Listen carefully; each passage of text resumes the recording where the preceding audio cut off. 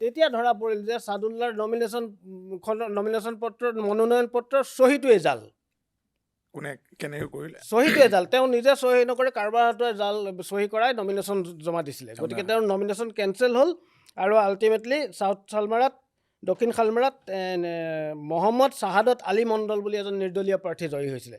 এতিয়া যিজন মানুহে নিজৰ চহীটোৱে জাল কৰিব পাৰে, তাতকৈ 2 নম্বৰী মানুহ কোনোবা থাকিব পাৰে নেকি? তেনেকুৱা এজন 2 নম্বৰী মানুহক আজি মহান সজোৱাৰ প্ৰয়াস চলি আছে, যিটো মানুহে নিজৰ চহী জাল কৰে, যিটো মানুহে ভাৰত স্বাধীন হোৱাৰ পিছতো অসম কংগ্ৰেছ হিন্দুত্ববাদী বুলি অভিযোগ কৰি ইয়াত বেছিকৈ মুছলিম প্ৰাৰ্থী দিব লাগে, মানে কমেও 20 জন দিব লাগে, মুছলিম মানুহ নথকা ঠাইতো মুছলিম প্ৰাৰ্থী দিব লাগে, কাৰণ ভাৰত ছেকুলাৰ ৰাষ্ট্ৰ।